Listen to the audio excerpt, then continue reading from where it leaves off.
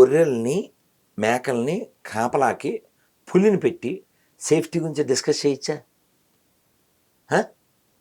చేయొచ్చా? ఒక కాపలా పెట్టిందే ఒక పిశాచాన్ని కదా, ఒక ఆడ పిశాచి ఉంది అక్కడ. ఇంకో జోక్ ఏంటంటే హెల్త్ మినిస్టర్ తనే మళ్ళీ ర్యాలీ చేస్తుంది. ఎవరి మీద ర్యాలీ చేస్తుంది? న్యాయం చేయాలని ర్యాలీ చేస్తుంది. అది ఎవరు చేయాలి? ఇప్పుడు ఉదాహరణకి స్టూడియో మీదమ్మా, మీ స్టూడియోలో కెమెరానో లైట్నో ఎవరన్నా బదులు కొట్టేస్తే అతను మీకు దొరికిన తర్వాత ఇంక న్యాయం చేసేది మీ చేతిలోనే ఉందిగా. You are CM of the state. 15 మందా 11 మందా? 10 మంది పైన. ఇప్పుడు వాళ్ళందరినీ ఊరి తీయచ్చు కదా. ఎవరు ఊరి తీయాలి? రాష్ట్ర ప్రభుత్వం నిర్ణయం తీసుకోవచ్చుగా. స్త్రీ కాదు, శూర్పణఖ స్త్రీయే అని మనం భావించవచ్చు. ఆ లక్షణాలు ఉంటే సేమ్ ఇక్కడ కూడా అప్లికబుల్. ఇప్పుడు బంగ్లాదేశ్లో ఆ హిందూ అమ్మాయిని నాశనం చేస్తుంటే అమ్మాయి వస్త్రాలు చింపింది మరో పిశాచి. ఇక్కడ ఈ అమ్మాయిని నాశనం చేసిన తర్వాత చంపేస్తే ఆ రాక్షసుల్ని కాపాడుతుంది మరో పిశాచి. దయచేసి ఎవరైనా తిట్టదలిస్తే మీ నెంబర్ పెట్టండి. నాది తప్పు ఉంటే ఇలా మళ్ళీ క్షమాపణ చెప్తా. కేవలం ఉమ్ము వేసినట్టుగా కామెంట్ వేయడం హీనం. ఓకే, నేను ఆ టికాయత్ ఎవడికో పెట్టాను, వీడు ఇలా కామెంట్లు ఎందుకు చేస్తున్నా అంటే వీళ్ళ ఇంట్లో జరగలేదు కాబట్టి అని. నొప్పి ఎప్పుడు తెలుస్తుంది? మన వాళ్ళకో ఎవరికైనా. కానీ వాడికి బాధ తెలియట్లేదే. వాళ్ళకి అసలు అయ్యో ఈ వచ్చే తరాన్ని ఎలా రక్షించాలి. మనమేమో ఎన్ని రోడ్లు పెరుగుతున్నాయి, రైళ్లు పెరుగుతున్నాయి, వందే భారత్ పెరుగుతుంది, విమానాశ్రయాలు పెరుగుతున్నాయి, ఐఐటీలు పెరుగుతున్నాయి, ఏవో లెక్కలేస్తున్నాం. కానీ రైలు పట్టాల మీద కంకర్రాలు పెట్టి నాశనం చేసేటువంటి వాళ్ళు పెరుగుతున్నారు. మొన్న ఎక్కడో నిజామాబాద్ జిల్లాలో పూలు ఈ భూమి మీద ఆరాధనకు వాడేవాళ్ళు ఎవరమ్మా? హిందువులు ఒక్కలే కదా. పూలు హిందువులు అమ్మకూడదంటమ్మా ఏదో ఊళ్ళో. అసలు పూలకే సంబంధం లేని ఎడారి మతస్థులు అమ్ముతారంట పూలు.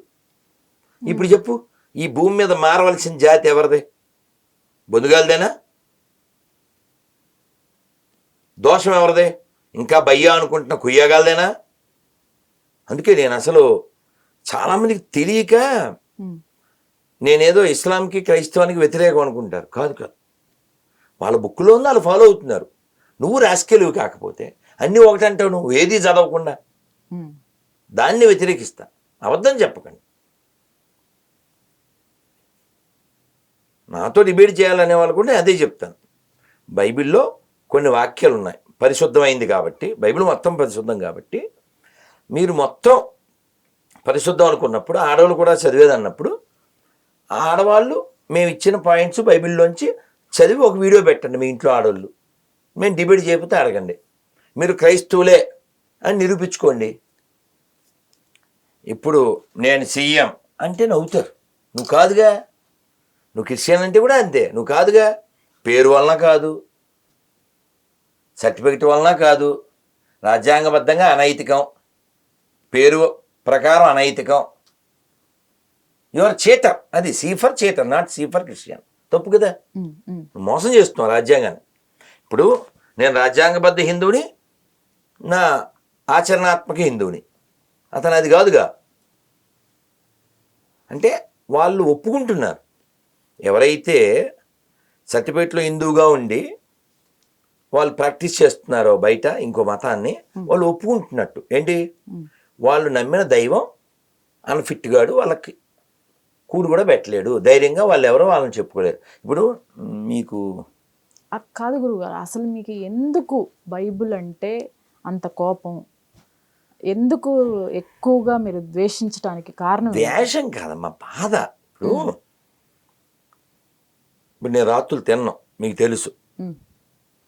ఇప్పుడు మీరేవో పకోడీలు చెకోడీలు ఆయిల్ ఐటమ్స్ తీసుకొచ్చేసి పండు కూడా కాదు తినాలి నేను చేశాను అంటే దుర్మార్గం కదమ్మా. నేను ఎందుకు తినాలి? నా నియమం నాకు ఉంటుంది, పొద్దున్న లేవాలి. ఇప్పుడు ఆయిల్ ఐటమ్ ఎందుకు తినాలి రాత్రిపూట? నేను నా బాడీ స్పాయిల్ అవుద్ది కదా. నో, నేను చేశాను తినా, అది ఎంత రెడిక్లెస్. అలా అలా ఓ వ్యక్తికి స్వేచ్ఛ ఉంటుంది, ఆ స్వేచ్ఛని హరిస్తాయి ఎడారి మతాలు. ఇప్పుడు నేను ఏ హీరోని అభిమానించాలో అది నా వ్యక్తిగతం కదా. నేను ఏ హీరోని అభిమానించాలో అలా దైవారాధన వ్యక్తిగతమైన విషయం. నువ్వేదో పుస్తకం రాసేసి ఎవడో 44 మంది తాగుబోతులు దాన్ని నమ్మాల్సిందే. మీకు వాయిస్ మెసేజ్ పెట్టాను. ఇప్పుడు గోదావరి జిల్లాలో అంటే ఏం గుర్తొస్తాయి? మర్యాద, ప్రేమ. యా అండి తిన్నారా, ఆయ్ కాఫీలు తాగారా, టిఫిన్లు చేశారా? అలాంటి గోదావరిలో పుట్టిన ఆవిడ ఉందా? అది ప్లే చేస్తాం, ఇందులో ఉందనుకుంటా, ఇందులో ఉందిలే. మస్కట్ ఆవిడ ఎంత అందంగా మాట్లాడింది. ఏంటి అసలు అలా ఆవిడని ఎవరు దిగజార్చారు? ఇప్పుడు ఆవిడెవరు నా పరిచయం లేదుగా. ఒక పరిచయం లేని ఆవిడ నన్ను అలా మాట్లాడగలిగి నన్ను తిట్టగలిగిందంటే, అసలు అంత పగబట్టగలిగిందంటే అది వాళ్ళు ఏం చెప్పుకుని ప్రేమ మతం. అది ప్రేమ మతం. ఓకే. ఒక లేడీ అంత దిగజారడానికి కారణం ఎవరు? వాయిస్ మెసేజ్లు పెట్టిందా? ఓకే. అంత దిగజారడానికి కారణం ఎవరు? నా వాట్సాప్ ఓపెన్ చేసి పర్లేదు ఉంది.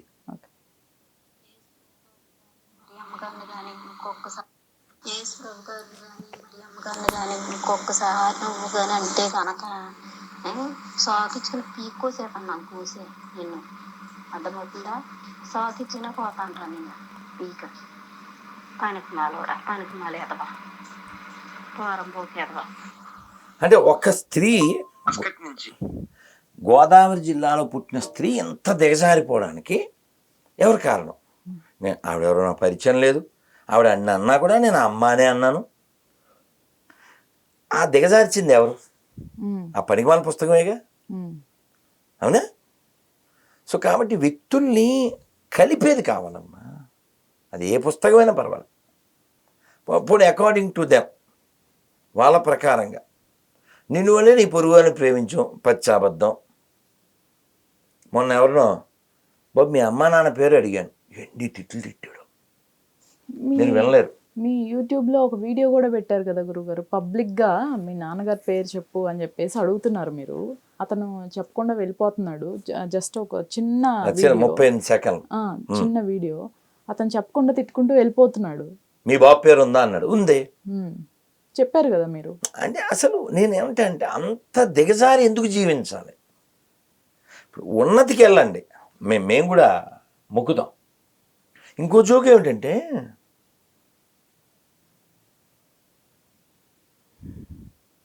వాడు ఎవరైనా మతం మారితే ఇక్కడ ఉండే అందరినీ ద్వేషిస్తాడు.